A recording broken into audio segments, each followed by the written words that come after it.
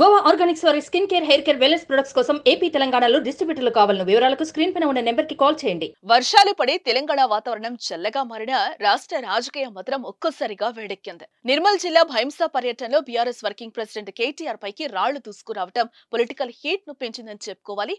ఏపీలో దుమారం రేపినట్టే తెలంగాణలోనూ ప్రస్తుతం రాళ్ల దాడి దుమారం రేపుతోంది. గతంలో జై శ్రీరామ్ పదం అన్నం పెడుతుందా అంటూ కేటీఆర్ వ్యాఖ్యలు చేశారు. ఈ వ్యాఖ్యలకు నిరసనగా భైంసాలో హనుమాన్ దీక్ష పనులు ఆందోళనకు దిగారు. కేటీఆర్ మీటింగ్ జరుగుతున్న ప్రదేశానికి వచ్చి నిరసన తెలిపారు. అక్కడితో ఆగకుండా ఆయన ప్రసంగానికి అడ్డు తగులుతూ రాళ్లు రువ్వారు. కేటీఆర్ డౌన్ డౌన్ అంటూ ప్లకార్డులు ప్రదర్శించారు.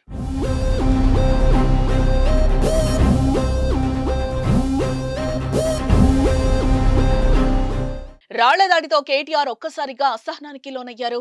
అక్కడున్న పోలీసులపై ఫైర్ అయ్యారు. పోలీసులు డ్యూటీలో లేరా అని ఆగ్రహం వ్యక్తం చేశారు. రాముడి భక్తులు ఇలాగే ఉంటారా? రాముడు మిమ్మల్ని రాళ్లు రువ్వమని చెప్పాడా అంటూ కేటీఆర్ కామెంట్స్ చేశారు. ఈ నిరసనల మధ్య కేటీఆర్ ప్రసంగం కొనసాగింది. 10 ఏళ్లు పనిచేసిన తర్వాత 10 ఏళ్లు అరే మీకు శ్రీరాముడు చెప్పిండ తమ్మి రాలేమని. రామ మందిరము రాముడు అన్నప్పుడు అందరినీ గౌరవించే సంస్కృతి ఉండాలి. రాముడు మర్యాద పురుషుడు. చిల్లర కథలు చేయకండి.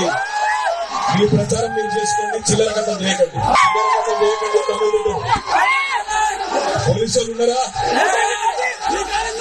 పోలీసులు ఉన్నారా? చచ్చిపోయినా పోలీసులు డ్యూటీ చేస్తలేదా?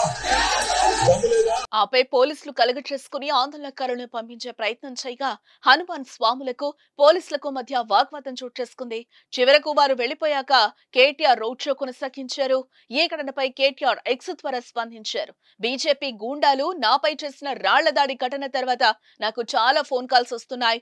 భైంసా రోడ్ షోలో జరిగిన ఘటనలో నాకేమైనా జరిగిందేమో అని చాలా మంది ఆందోళన చెందుతున్నారు. నాకు ఏ గాయాలు అవ్వలేదు, చాలా బాగున్నాను. ఈ గూండాలపై పోరాటాన్ని కొనసాగిస్తాను అని కేటీఆర్ పోస్టు చేశారు.